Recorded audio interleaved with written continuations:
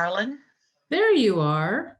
Well, it has become the process where I go to join in, and it takes a long time. So I walk off and go do something. That's pretty funny. That is pretty funny. That is like the only way that I can also deal with the spinning circle. Ooh, Craig's in royalty. Yeah, I am. Nice. How are y'all? I am very good. How are you guys? Good. Yeah, Let's do some stuff. What's going on in your worlds? I discovered about $300 in messing with paperwork. Nice. Very Part of it I nice. got back from Audible. The other part I found that I belong to Costco, Mhm. and so I get a rebate for buying stuff. Well, one of those rebates they stick in your bill. Yes. The one you get every year, you get a big one. Always forget about that. I pay the bill and boom, it's gone. I know this is the second time. At least that well, what's this? Right. Anyway. Nice. So I made about $300. And you weren't on the street. That's right. I suppose I could have run out there and run around, but it's been rainy. It's nasty out. One time I was buying a dresser because I used to redo furniture and then sell it. Like I'd paint it, like art paint it and that kind of stuff. And I've done some kind of cool pieces, right? But I went to go buy a dresser. So we'd go to like the Goodwills and stuff like that. So we hit a whole bunch of them and I found one. And then it sat in my garage for, God knows how long. And then I started taking it apart to actually work on it. So taking all the drawers out of it and everything. And in the back, there's this envelope taped in the back after you take all the drawers out. I was like, what's that? And I pull it down and it was full of bearers bonds, which I didn't even know what they were. I mean, I've heard of them, but I didn't know what they were. And I was like, and so I started asking some friends, I'm like, what are bearer bonds? And they were like, oh, it's these bonds that you buy and whoever owns it, owns it. And I'm like, so I took it to a bank and I'm like, what do I have here? And they're like, bearer bonds. And I'm like, I found them and there's like, they're untraceable. I'm like, you're kidding. And they're like, no. And so I was flat broke. I was probably 25, 6, something like that. I didn't have very much money. And I had got $1,200. And this was back in like, I don't know, 80 something, maybe. I know it was in the 80s. So maybe I wasn't even that old, but yeah, I had to be underneath 27. So probably 24, 25. So, how much was it? $1,200. Nice. Way better than mine. And back then, but I was like, seriously, they're untraceable? And then I'm like, I would never buy something untraceable. I just would not do that. I mean, I don't know. I just probably wouldn't do that. Anyway, but now I would. Now I understand better, but whatever. Anyway, I thought it was kind of cool. So, Craig, what you got? Nothing in particular. I went on Real eFlow last night, and I was looking around. So it's really some cool stuff on there that I had forgotten about, and so I'm gonna dig deeper into Real eFlow, and just play around with it and see what kind of leeway I can make with it, get some business from it. I love it. I've been on Gary's bet. Maybe we can get more people together because he hasn't done it yet. I've been on his bet. I'm like, take one of the team meetings, especially at the end of the year, beginning of the year. Beginning of the year is good. And just go through and go, what tools have you guys used that you've actually got a deal off of in all the tools we have? And all you do is just raw list. You just raw list the tools. And every time I've ever done this, there will be like lots of chatter, like, wait, what's that? What's that? I just want to know what tools are. And then we raw list it all on whiteboards, and then, which we can easily do, we can whiteboard the Zoom meeting too. And then we go back and we're like, all right, who's used this one? And then they talk about it. And what happens is you realize there's a shit ton of stuff that we have, and it works if you work it, and there'll be something that you like that works with who you are. So yeah, true. Yeah. Cool beans. And there's some stuff that you could use that are in there, but there's a fee. You have to pay for it. Yes, and it's designed on purpose to be way more than anybody will ever use. So whenever I meet an agent, they're like, well, I have to learn all this stuff. No, I don't. No, you don't. Pick one, pick something you like, dig into it. And when the big joke was, as I learned how to do short sales, 1-year-old expireds really was the lead was 1-year-old expireds. I learned how to do that. And I kept on going back after I like nailed that. I would go back and take Bold was the class that I was taking. So I would take Bold again. And they're like, why are you taking this again? I'm like, I only know how to do one thing. Like, I need to learn to do 2 things. I only know one thing, man. I'm a one-trick pony, and that's not okay. So, hey, Liz, darling, can you chat? No. Okay. Yes, sorry, Yes. I couldn't get myself off of You gotta mute. be fast fingers with me, man. Exactly, and I'll be quick actually, because I have an appointment I have to be at 9. So what's going on? I'm meeting with Thomas from Bigger Pockets today at 1:30 to talk about that membership program that they're doing over there. I've got a meeting set up with a girlfriend from my warm market at 3:00 today. She's out in California, so I'll be talking to her about what's going on with her housing situations. I've got another one set up for Sunday here. Same thing. And I don't know, other than that, health is getting on a better track. I had a back procedure yesterday to see what's gonna be the course of recovery from me aching back, which may include surgery, but we'll find out after my appointment this morning. So Oh, just so happy to get some clarity finally, because this is getting a little ridiculous in my summation. So that's all. very, very, very good. I'm glad. I really am. My appointment's supposed to be next week, and if they cancel on me, I'm going to throw a fit, and they're not going to cancel on me. I don't care who else you cancel on, you're not canceling on me again. Well, that's the frustrating part, right? I was supposed to have this procedure on Monday, Mhm. and insurance companies, being as lovely as they are, decided to the day before that, yeah, I don't think we're going to be able to do that. So my doctor had to go back and have a discussion with them. By the What's way, going on? excellent. If your insurance says no, your doctor can fight it. So I don't know if you guys know that or not, but your doctor can go back in and fight it. If I have a doctor who won't fight something that they say I need, then I'm going to go get a new doctor, because if you say I need it, because the insurance people who say no, they're just like clerks. And I know, because my mom was one. So They're reading from a script, literally. And they're that's- like, nope, doesn't fall into the category. So I'm so thankful that he was able to get the authorization, because I said, if I call them, it is not going to be pretty. And I'm sure I said they had no intention of approving it in the first place. And that's just based off the script that they wrote.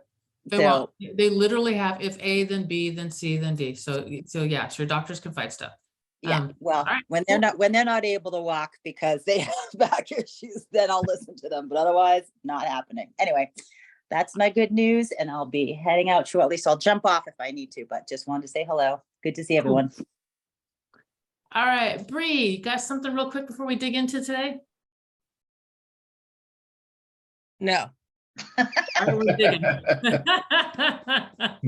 We're digging in. So what I'm going to go through today, I was really inspired by Chris Widener, and then I don't remember if I said this or not. Did I tell you guys I was inspired by Chris to kind of come up with okay. So Ray Dalio wrote a book called Principles. Read that, love that, which is his rules for living. So he didn't have to, in business, so he didn't have to make the same mistake twice.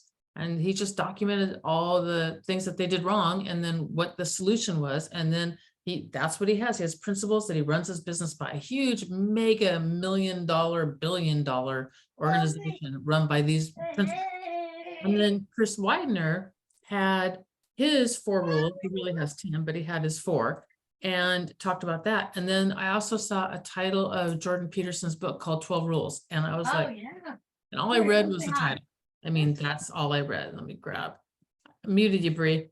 You can unmute you anytime, sweetie. Anyway, so I decided that I have rules that I live by also, that I thought, well, I'm going to put this down. And the other reason I wanted to do it is because I'm getting invited onto podcasts, and I'm like, oh, great. What the hell do I talk about?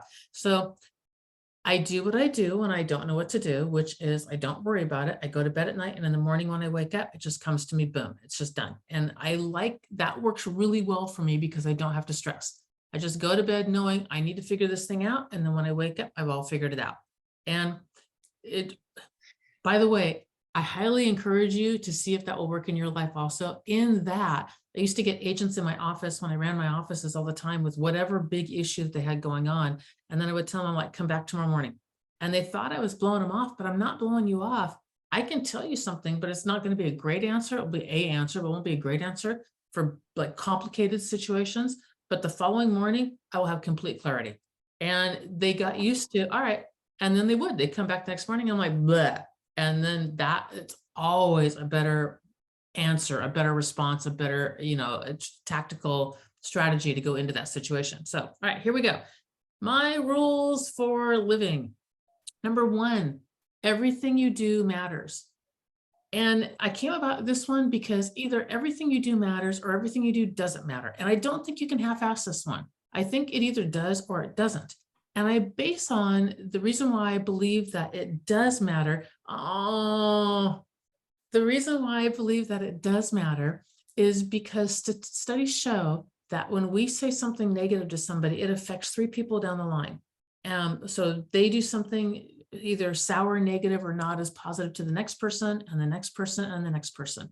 And if all of us know 1,000 people, 200-ish is what we know, like, we can recognize and have, a conversation with, because we know enough of it, but we do have a bigger circle than that. It's about 1,000 people. If all of us know 1,000 people, that means my negative thing that I did to somebody affected at least 3,000 people. And if they all know 1,000 people, that's 3 million people. And if each one of them is affecting 3 down the line also, that's basically running around the entire world fast. And so if that's true, and I also know that so many people live their lives without getting positive reinforcement or support, and even the tiniest little stuff completely impacts their entire day. And it's the tiniest little thing. It's the smile at a stranger. It's the paying someone Starbucks for the person behind me. It's doing something nice, especially to the people that I love, and it impacts their whole day and puts a little smile inside their whole day. Then how many people is that affecting also? And those are tiny things that have no real moral implication, except they do, because everything you do matters. So if you think that something doesn't matter and you're just screwing around like it doesn't matter if I do it, flipping matters. It really does. So everything you do matters. First one. Second one, environment is more important than you realize. And I know I've told this story before about driving through the little town in Normandy. And Greg and I all happy-go-lucky because we're in France, we're on a road trip and it's awesome. And we're going to Mont Saint-Michel. That's the morning that we're actually heading out there. And this is my dream to go there. I got to do my dream, which is very cool.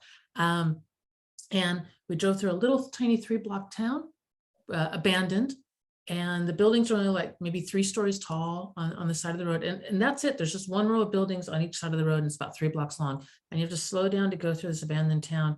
And that's all where Hitler's armies were. And so I told Greg, I'm like, can you imagine? Because the town's old. The town looks like maybe 16 to 1700s. It's old. I'm like, can you imagine Hitler's armies on top of those buildings with their guns pointed down? And Greg was like, and the one tank running through the center of town, because this street was wide enough about for a tank. I mean, it just wasn't very wide. And we both got instantly somber. And that somberness lasted for quite a while down the road until we kind of shook it back off again and, went back to we're in France, dang it, and on our way to Mont Saint-Michel. And that's the second that I realized right then and there that your environment matters greatly. If we can have our moods change so drastically in a 3-block town, and we're only passing through for what, 5 seconds or something, or I don't know, 10 seconds. If your mood can change so dramatically of 10 seconds of a 3-block town, your environment matters. Be careful and guard what you have around you. Number 3, whatever you fear, that is where the lesson is, and you need to move towards it. So think of fear as a monster or a dragon or whatever it is, and whatever, and you don't know what's there. You don't know what that good thing is through it, but the only way to get to it is to get through it. And this is not fear like I open up an elevator and there is some scary person there and I'm alone. That is a different fear. Listen to your gut, always on those.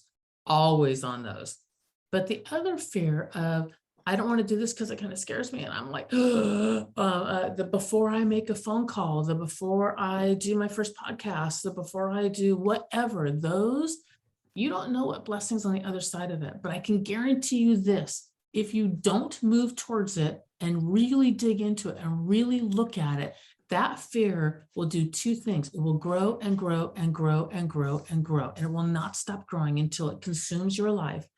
And it will leave a chink in your armor that is the shape of that fear. And what happens when you go through it, when you face it and you go through it, are two things that happen. One, you learn that you were bigger than the fear. You learn that on a soul level, that you are bigger than the fear. And the other thing that happens is it encourages you to take on the next thing, because it feels so flipping good when you do the thing that terrifies you. There's this huge adrenaline exhilaration rush, which is ironic because our brain is telling us, don't do this thing, stay safe, hide underneath a rock. And then what happens is we get a huge amount of endorphins on the other side of it. Or at the very least, we've come through it with a resilience and a strength. So everything is on the other side of fear. You got to move towards it. Number 4, every battle you fight is up here. You think it's someplace else, but it's not. It's here. It's between your ears. Every single one is up here. You get this straight, everything else is fine. This is where you're fighting your battles. It's not the phone, it's not somebody else, it's not whatever you're battling up against. You're battling in between here first. So this has to get straight first. Number 5, it's not about you. Get the hell out of your own head. When you're working with people, clients, other people, it's not about you. It's about them. I cannot tell you how many times I have been scared to death to make that phone call. And I haven't wanted to make the phone call because I don't know what to say. I don't know what to do. I don't know, how am I going to do this? How am I going to do that? How am I going to sell or entice or attract or bleh, any of that stuff? And I picked up the phone and they're going through some hell, whatever it is. I mean, whatever it is, they're going through something, and their lives are their lives, and they're not even thinking about my life. And my job isn't to thrust my life upon them. My job is to go out there and enter into their lives and figure out what I can do to help, because it's not about me. It's about them. And it takes all the pressure off of me. All I have to do is be willing to reach out and listen. I can pretty much do that. I can make a phone call and say, what's going on in your world? And shut up. So it's not about you. Get out of your own head. Number 6, I know we've talked about this one. All opportunities in front of you all the time. You just have to open your eyes and see it. Either you're ready for it, you are telling yourself you're ready for it, or somebody else recognizes it in you. One of those things are happening, but it's all in front of you all the time. It always was. Always. Number 7, you have enough knowledge, you have enough wisdom, you have enough years of life on this planet, you have enough skills, you have enough everything in order to do the thing that you don't know what to do. So when you're faced with a decision in life and you're like, I don't know which direction to go, and you're seeking outward, trying to figure out what that is. What is it? I don't know which direction to go. I can go here, here, here, here, and I don't know what it is. I don't know what it is. Stop and go inward, because you have the answers inside yourself. I can guarantee you, if you sit down and you just spend some time thinking about it, the thing is going to come to you. And nobody knows you better than you anyway. Where better to go to figure out what you should do than digging into you? And this is not to say, like, okay, I figured out I'm going to become a scientist or whatever, and I don't know how to do it. Hey, scientist friend, how do I do this? That's different. That's not the decision of your life of what to do or where to go. That is, I don't know the process or the skill to do the thing I've decided to do. So what's that next step to go find that skill or that process? This is what I should be doing. This is the deciding part. Number 8, never underestimate the advantage of a good nemesis.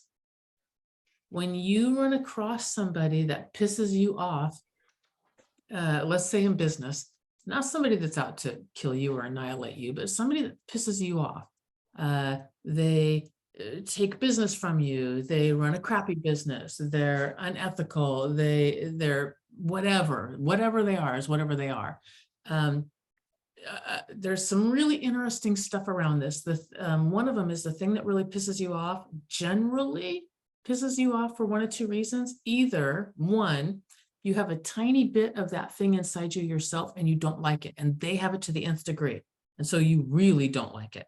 Or secretly, you kind of wish that you could be like that, but you can't and won't because you've got ethical standards and you never will. But here's the thing. Having that nemesis can encourage you, if you use it right, to really hone your business razor sharp and to make sure that you're doing better. So I had my famous stories. I had Lori that bought her listing. She promised him a high price and it was only worth here. And then she'd knock him down on price. And it ended up, whenever you do that, the client loses because their house that should have sold for $3 sells for $275 or $250 because it looks tainted because it's been on the market for so long. And I just made it my goal to figure out how to go after that person. And because of that, I didn't want to annihilate her. I just wanted to make sure she never got one of my clients again, ever got a client from me. And that I got all the clients that she was going to go after, that I got the good God's grace to go on that appointment also, so they didn't go with her because I knew that they would hurt her, that she would hurt them. So never underestimate the advantage of a good nemesis. Number 9, issues are in the extremes. So if you can look for common ground and move into common ground and shut up and listen with a true ear of trying to understand, then your world will be a much richer place. And the thing that comes to mind on this one is the political field. The left has done crazy stuff, the right has done crazy stuff, but it's the extreme left and the extreme right. It is not the common middle place. And the thing that brought this to mind was my former business partner, extreme liberal, social justice, amazing woman, just an amazing human being. I'm not, I'm more towards the right. And I'm not as much a social justice person as strong as she is. I mean, she's just, that's in our core of what she's about. I want it. I'm not as passionate as she is. But we sit down and we have the best conversations because we say, help me understand why you feel this way, think this way, believe this thing. And then we just talk about it. And we look for the common ground, and I love her with all my heart. She's an amazing woman. I'm very grateful for her in my life. And my life is richer because I can have these amazing conversations where I learned things like the news she sees is not the news I see. Things like that. The things, because our stuff is self-curated now, is not the stuff that I see because we self-curate our own stuff. And I wouldn't have known that had I not actually sat down and we had an amazingly long, one of those conversations that goes way into the night that could be 2 hours long and could be 8 hours long. You have no idea, and you look up and the next thing you know, it's 4 o'clock in the morning. So come into the common ground, shut up and listen, seek to understand. You don't have to agree. We don't agree, but we do understand. And that is a good place to be.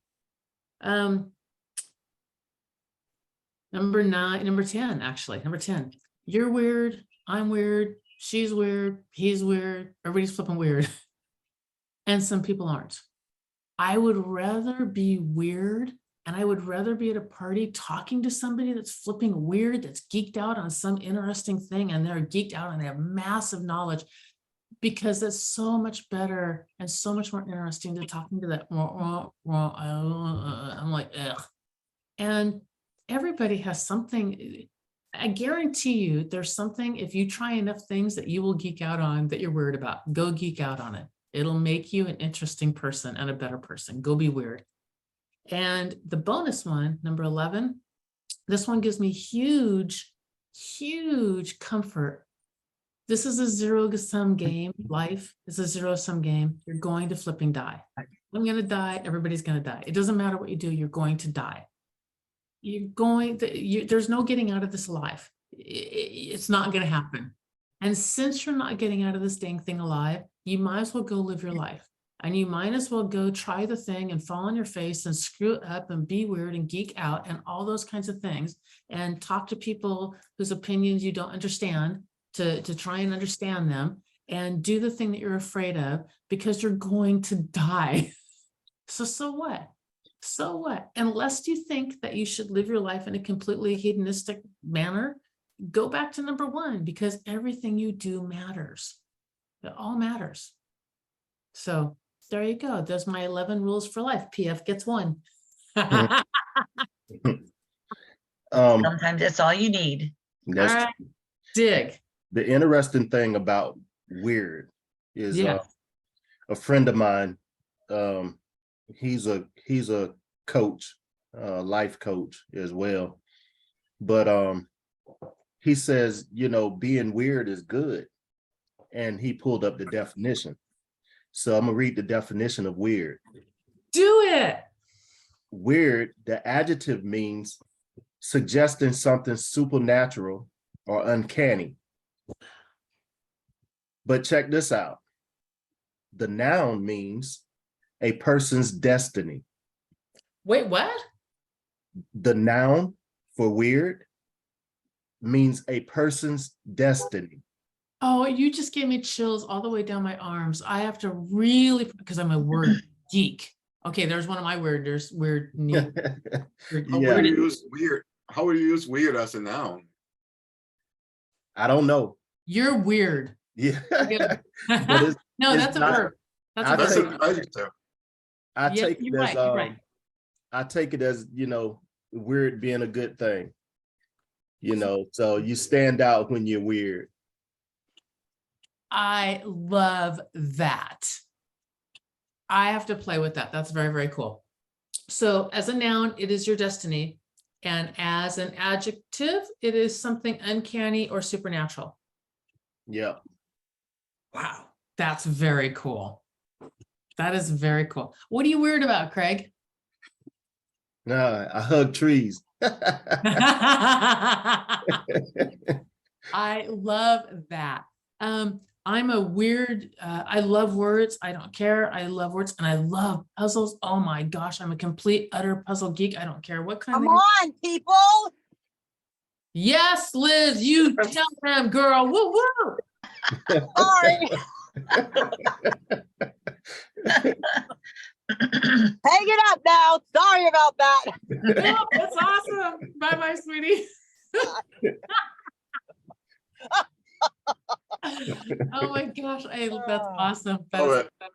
So What is everybody else worried about, Kathy? if you're weird, all Mhm. right, if being weird is your destiny, then it's uncanny that it happens that way. There you go. Play with Put that them one. together, right? Yeah. Yeah. I don't know. I guess I'm weird because I like trees too, and rocks and mushrooms and, you know, all kinds of stuff. And I love to watch people.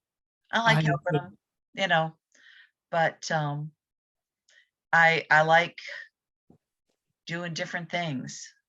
I think rocks are alive. So there you go. My husband's like, you are flipping nuts. Oh, then I'm in trouble. But they actually, we found rocks. There's something in Hawaii, maybe, or someplace where the flipping rocks are alive. And I'm like, see. And the reason why I think that is because we didn't think all kinds of things were alive, and we found a coral. We didn't think coral was a living thing, and coral's a living thing. Yeah. You know, so there's all kinds of things like that. And I'm like, the definition of life, which they can't really define, is something that, as close as they can define, it lives, breathes, eats, grows. It eats, breathes, grows. That's the definition of something that's living. Well, fire eats, breathes, and grows. So what do you do with that? Because it doesn't fit. You know what I mean? So they can't figure it out, but they have found rocks that are actually living things. And I'm like, see, rocks are alive. He does think I'm nuts. I also think another thing that I have weird, I don't really believe in time at all. I think that, and now what it truly is I'm flipping brilliant. That's what it really is. So scientists have now decided or believe that time space is not really a thing. It's not really a thing. And if time space is not, time's not a thing. And I've always said this, time's not really a thing because it's only a thing because I'm a physical creature. And so I can't be here and I can't be there. And it takes time to get across the space. And so That's the only reason why, but I don't really believe I'm a physical creature. I really believe that we are much more than that. And if you take those atoms or whatever it is that they split, and then this one turns this way and this one does too, and then they stop and they turn this one this way, this one turns this way too, no matter how far apart they are.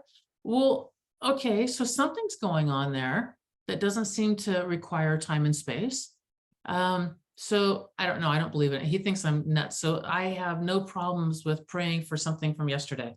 I have That's no- why you meditate, so you can go to those different places. Exactly. Exactly. So there's another one of my words. So what do you guys got that's weird? Geeky, wonderful, quirky, something you love that other people are like, I love to watch birds. I love crows. They're my favorite. They're brilliant. They are. Yeah. They They know how to survive, man. They do, and they can figure out long puzzles to get food. They do Yep. these crow puzzles, and I've seen those. oh, I want a crow really bad. I swear to goodness, gracious, we don't have very many around here, which is sad. We had tons in Washington State, or a raven. We do have some ravens around here. Mostly because Florida's flat, ravens like high ground, and we don't have any. So, so they're down here. But I do want to. I want a time in my life where I can go out every single day, so I can figure out when the crows are there, and then I can start to entice and get myself a little crow friend, because I do want a crow friend. Yeah. I actually had a baby crow when I was younger. Oh, Yeah. So he must have fallen out of his nest. And so he was hopping around in the backyard, and I got him and was trying to nurse him. He didn't survive, but yeah. oh, but not for lack of trying. That's Yeah. awesome. Isn't that funny? I brought a bird in the house too. Really? Survived, yep. I put it in a shoebox and made it a little house. And my parents found it. I got in trouble. And one time I brought home a bucket with 100 baby turtles in it Wow. Wow. because their mom abandoned them. Ah, I got in trouble for that too. that's pretty funny. My kids brought home and from camp one time, which was like an hour and a half drive away, something like that. They brought home an orange-bellied newt, which is a thing in Washington. It's like a salamander, maybe yay big. It's orange, bright orange underneath. And they brought it home, and I'm like, all right. So we got the cage and all that kind of crap and put it all together. And then the orange-bellied newt started not looking good. And I told my son, I'm like, he needs to go back to his home. So we had to drive an hour and a half back to camp, drop off this stupid orange-bellied newt so that I could live after I bought a cage and, you know, all the stuff that you buy for salamanders. So I was just like, whatever, here we go. So, Oh, what a good mom. I can't, like if someone gives me a poinsettia, please never give me a poinsettia for Christmas, because then they look like hell. And then I hate it because it sticks, but I can't get rid of it because it's a living thing. And it makes me crazy. It makes me absolutely like, please don't ever give me poinsettias. They come back, Gina. From the stick, but I'm not having sticks in my house for a year. There you go. There's a stronger sense And of, down there, they'll grow all year long. oh, I could put it outside. In Washington State, you cannot do that. You Right. can just move the poinsettia outside, but yeah. Anna's texting something. I feel Yeah. that about flowers in general. Okay. Yep. Especially non-potted ones. Yeah. You mean cut flowers? Like when they cut it? Yep. Yeah. I'm kind of okay with cut flowers. I guess because I had roses, and I'm not particularly fond of roses, but I would always cut them and bring them inside, and I do like that. And then I get rid of the rose bushes and plant something that I do like. I want them 'cause to roses are smell good temperamental. and look pretty. Roses are like, and I'm like, oh, die you. Okay, there you go. There's a bad thing. I want something that's like, I don't care. Fast, I will grow in anything. I don't care. That's what I want. You want a cactus? I can't grow those. I have a really green thumb, but if it's a succulent, I don't know. I water it too much is what happens. Greg had one for forever, Me and too. he let me take care of it. And he's like, one dropper, and I'm like, you need a teaspoon. Bamboo, you can grow bamboo. I'm going to grow bamboo. and I'm debating if I'm going to tell my HOA that I'm going to do it or not. So we'll go from there. Whatever. Yeah, that bamboo can be evasive. too. Very. Well, it's Yeah. this is a clustering kind, but they have bamboo with purple stalks. Did you guys know Really? this? I did not. Yes, and it says purple is your shirt. It is purple, although they also have black stock, and I want to put some black stock in the front yard, and then just straight regular clumping bamboo in the backyard. And when you cut bamboo off, it never grows past that height. Yeah. So if you want your bamboo to be 10 feet tall, just cut it at 10 feet tall, and then all you got to do is cut the new babies. And that's So it. I know this guy, he makes flutes from bamboo. Oh, cool. So what he does is he cuts it while it's green and Mhm. then starts to put some type of oil on it, Hmm. and it almost looks black by Wow. the time it's aged, and he makes it into a flute. It's pretty cool. Oh, that is really cool. Yeah. Really cool. All right. Anybody else got something that they just, I don't know, a passion or something that you just really enjoy in life? Wine. What was Miss that? Sommelier. Wine. Wine. Yeah. And bourbon and whiskey. Okay, you are my girl. I'm telling you. I mean, I knew that anyway, but that's right, because we went and had old fashions. So yeah, last night Greg and I had mezcal, which I like also. I really like a good mezcal.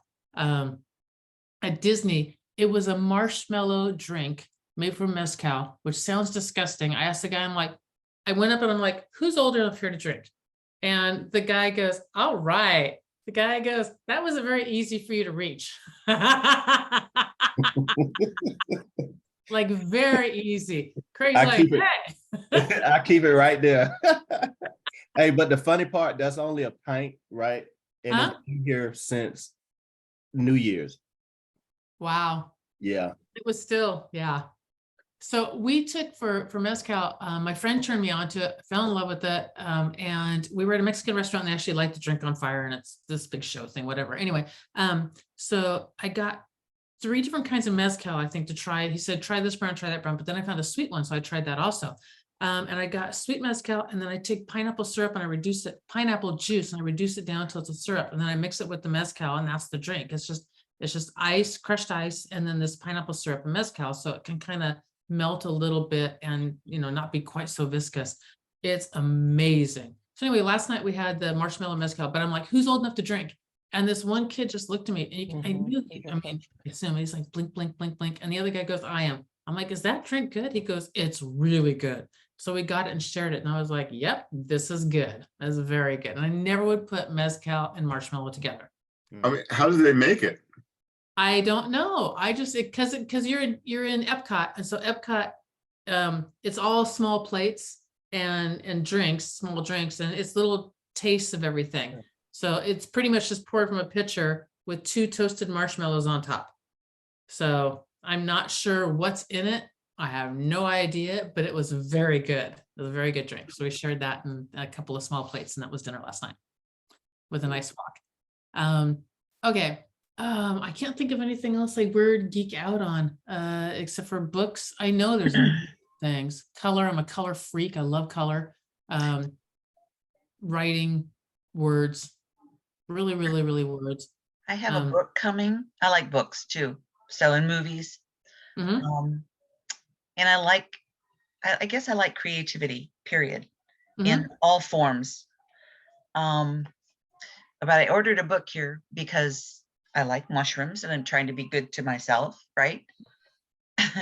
I looked at the thing later and read it's psilocybin mushrooms that I'm going to have a book on. You did what I did. How to change your mind. LSD. Yeah. So I went, okay, well, I'm sure I can find them. LSD. Maybe I can find mushrooms like that. I never did. Yeah, so I've been fascinated with mushrooms too. And I actually joined a group on Facebook to identify mushrooms and stuff. So I've gone out in the wild and I've even picked them, but I've not been brave enough to eat them. I ate some. Exactly. Really? My daughter does. My daughter Okay. participates them, and I'm just like, "Ugh." She called me up after we moved her up here into Florida. Now she's from Washington State. It does not get more different, in botanical life than the two Yeah. extremes. And she's like, "Do you know that I have da da da da?" And people think it's this, but it's really this, and it's completely edible, but the other one's poisonous. And I'm like, "You ate something that was borderline could be poisonous?" And she's like, "Mom, you just like rub it here, and if it tingles, you stop." And I'm like, "You are a single mom." For God's sakes, girl. But See, I didn't know that little trick. There's so many things I don't know about it. Yeah. But she loves the whole foraging thing. That's like her. Yeah. It's nice. It's cool. So I've been looking for morel mushrooms I found for years. 4 of them last year, my very Really? first time. Is it Cool. kind of like fishing? Cool. Like foraging for mushrooms, is it kind of like fishing? Like the Sorta. meditative process and the, No, Oh, I I wouldn't never say so. thought about that. which I have no patience for. I admire you guys for doing it. I wouldn't say it's that though, because No. you can't just, I mean, you can just stand still and look, but you got to move around. But I don't stand still in fish. Yeah, So, but to me, it is similar. You think so? For me, it is. I can see like gardening too. Yeah. for that, yeah. Yeah, And the I'm thinking- process as Mhm. well as getting Yeah. it. So, like both of them meditative, are like nourishing. it's like waiting for a fish to hit, because I don't fish with live bait. I fish with all artificial. So it's constantly moving. I like to feel the fish when it hits. I don't like just putting it out there waiting to see the bobber go down. So I'm always in the action. When I'm foraging, I'm always looking. It keeps me connected, and I don't know. I think differently. Well, I guess I see that, Craig. I guess I didn't think of it as meditative, but it's certainly relaxing.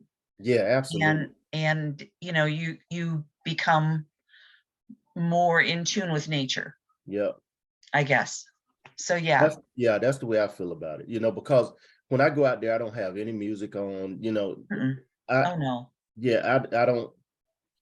I'm focused. I'm laser focused. I'm, just locked into nature. And it's funny because I can spot anything out of place that's not supposed to be there. Interesting. Do Yeah. you know that we, as human beings, have the sharpest vision of anything in the entire animal world, minus birds of prey? Minus birds of prey. We have the best vision, and probably for that reason, so we can spot the predator, so we can see, the thing hiding in the grass or the trees or the bushes or wherever it is. When I found out that fact, I was blown away by that. That's amazing. I Yeah. had no idea. That's very cool. Greg can really spot when something's just the tiniest bit out of place. I just steer clear of bushes and things that I think might have something hiding underneath. I'm like, nope. But I like, just say for instance, if it's a old can or a bottle, it could be anything, Mhm. if it's What's the not a coolest part. mushroom you found? The coolest mushroom? I found this one huge mushroom. It was 16 inches in diameter. It looked like it had like polyurethane on it. It was so shiny. It was like a goldish brownish color, Okay. Ooh. and it was huge, and it was just cool. It didn't even look real. Was it on the ground or on a tree? It was on the ground. You expect gnomes to live under there or something, Yeah. Fairies, little fairies. Was it by itself? Yep. It was by itself. Just, So- yeah. Was it one of those puff balls? No, it wasn't a puff ball. Because they can 'cause it get was- really, really big. Yeah, it was like, it almost looked like a pillow. You know those pillows, it's got the tuft in the middle, Yeah. and it kind of, that's sort of what it reminded me of. Wow. Do you take a picture of it? I did. It's in my phone somewhere. I got Send that tons to of them. us or show I'll us take, on like, Tuesday. I take like hundreds of pictures in my phone, so I gotta look and find it, but it's there somewhere. But you didn't cut it, right? No, I left it.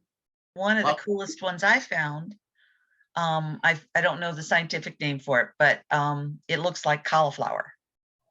Wow. Oh, And- yeah. And Now, those are edible, right? yeah, and I didn't know, but I just liked it, thought it was pretty, and I took pictures of it. And it would die and go away and came back for several years. No, I haven't seen it for a long time, and now I know it's edible. Hmm. Mm. That's Greg, awesome. you- No, I You also, go back and visit it? It was right there in my I- front yard. yeah, there ain't no going Yeah. back. Go back It's just and walking visit. out. I'm not sure. I don't think I did.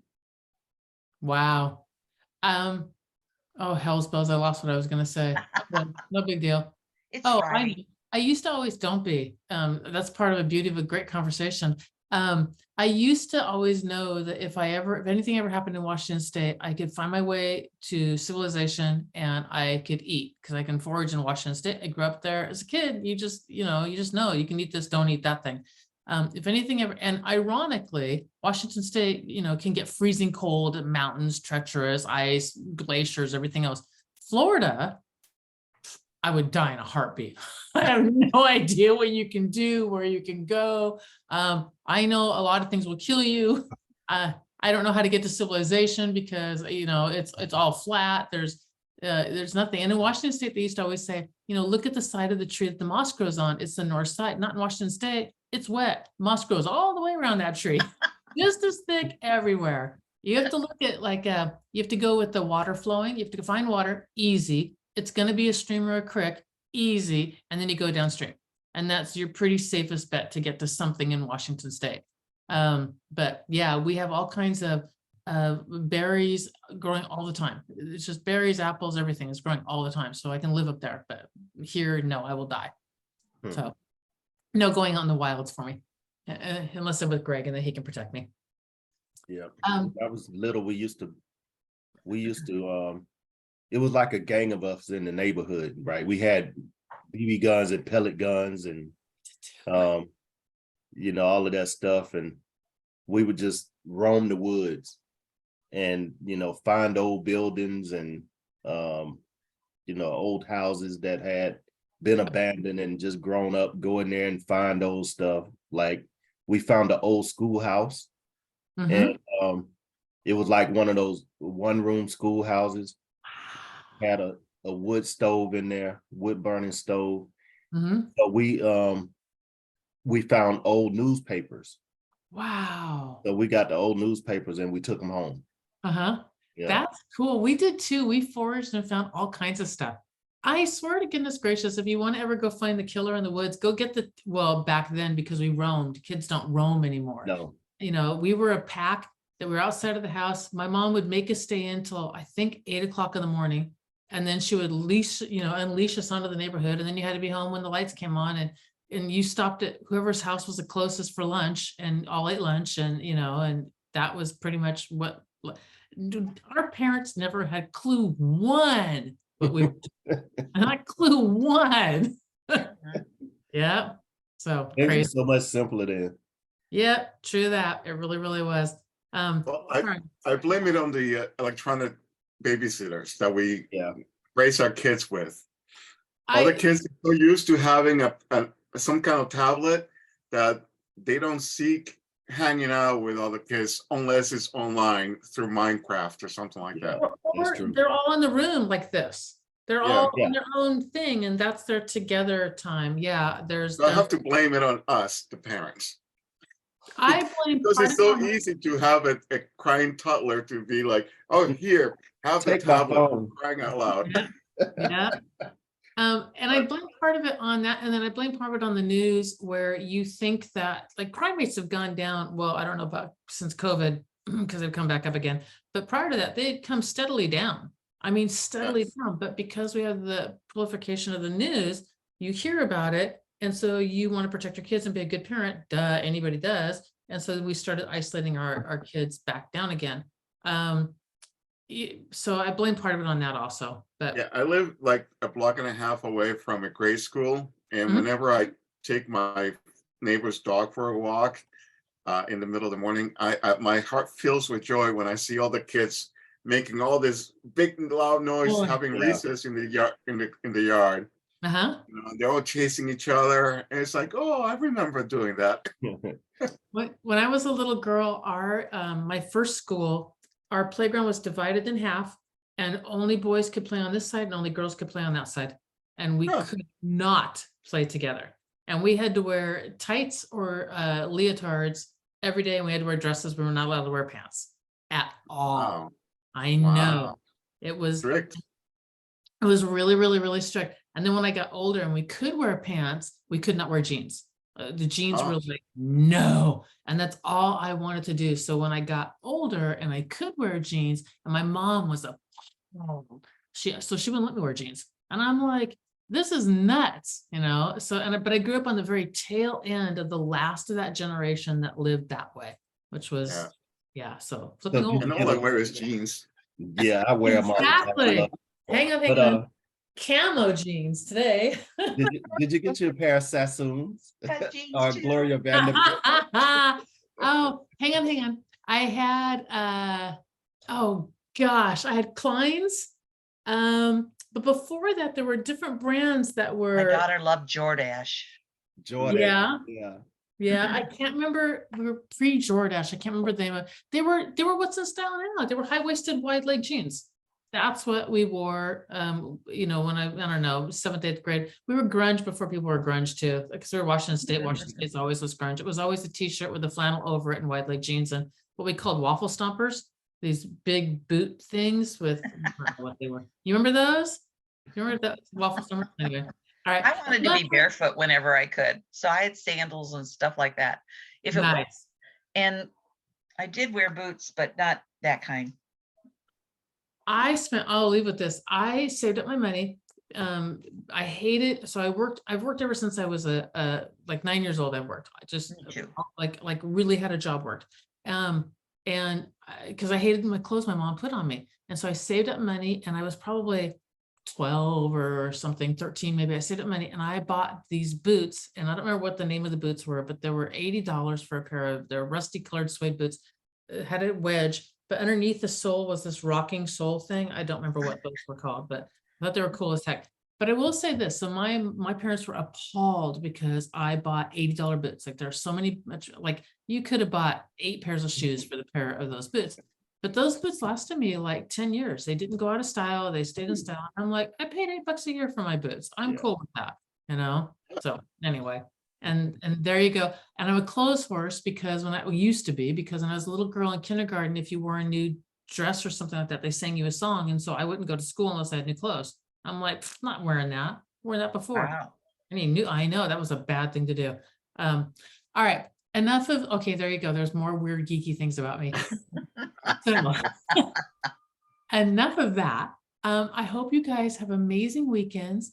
I hope that you weird and geek out and find common ground and with somebody, and you just reach out and make somebody else's day, because it's going to hit 1,000 other people and they will hit 1,000 other people. And that's how we change our world. So Yes, indeed. yeah, All right. Have a wonderful weekend, y'all. great And weekend. by the way, Gina, I Yeah. love your pictures on the advertising email and and the sign up sheet. And Anna's video is so awesome and compelling. Anna, thank you for that. It So- really, really is. It's such Yeah. a good vid. Yeah, I I agree. have not seen it, so I'm gonna have to go find it. It's a very cool one. I don't know which, And- somebody said, my handyman that I've not met, he goes, are you really from California last night? And I'm like, "Yeah, not anymore." And he goes, he's like 75 years old. And he's like, "You sure are pretty. I'll come down there." And I'm like, my husband might have something to say about that, sweetheart. And he's like, I should have known. But he's like, is this you? Because we're trying to find each other on Venmo. And I'm looking at that picture. I'm like, I don't even know when the hell that picture's from. It's been a while. Wow. No, but you have the power poses, and you're like, yes, I Oh. know that girl. Oh, hang on. I do have one of those, or whatever it is. I do have one of those pictures. I know that You one. look really phenomenal in them, and the whole website is awesome. Android's email, that's where it came from. For me, he Oh, emailed it to everybody. Oh, okay. I gotta go. Who knows what Ava's doing? Because we're building out our site today, and this weekend to get the new site up and going. We're about a Wix site and we're putting that together so we can have multiple landing pages because we can't get KV Core to do what we wanted to do.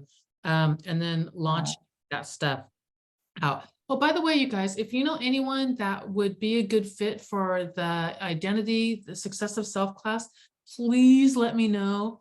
It's getting close. I mean, I'm like 3 weeks out. And I really want to get some people in that class. So if you know anybody that would be of interest to, I'm more than happy to talk with them and chat with them. And then if they know other people that want to take the class, I'll give them a discount for everybody else that signs up for it, for them personally. So we'll get that set up too. I have not seen anything come in to share with your class. I'll get that out to the group. And this is not, okay. So class, I've only put it on workplace, out. And I can't figure out how to share anything out of workplace. I can share it within workplace, but I don't know how to share it with outside of you can. workplace. I don't think you can. I don't think you can. I don't think it's you. I think it's too. Yeah. Okay, I'll get that out. I wrote a opening paragraph of why I built it also.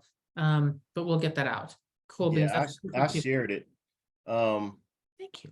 But I want to figure out how to share it as a link so I can write a post, because I just like copied and pasted and then kind of edited what you had. Not really edited, but I spaced it. You can edit and space. I don't care. Yeah. Yeah. You do whatever you want to do. So What do I you do to help you? huh? What do I do to help you? I need to figure out how to post the link and then write my own words talking about how wonderful you are and why they need to work with you. So do you want me to give you the link? Yeah. Okay, hang on 1 second. This is very doable. I know where that is. Here, click here, click, copy here. Control C, back over here to chat, Control V.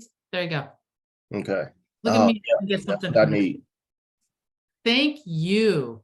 Hugely appreciate it. You're welcome. Hugely appreciate it. So cool beans. My marketing guy is like, you're gonna get there. He's like, I promise you. And I'm like, it's getting close. It's getting close. And he's like, I promise you. And I'm like, okay, dude, let's go. So let's go. All right. Have an amazing weekend. It's supposed to be a 3-dayer for bunches of people, which means Kathy, I'm not going to That's coach on Monday. Yep, because it's a 3-dayer. I am going to work my ass off, but I'm not going to coach. So have a good weekend, you all. Appreciate all of you. And Bye. you as well. Thank you. You're welcome.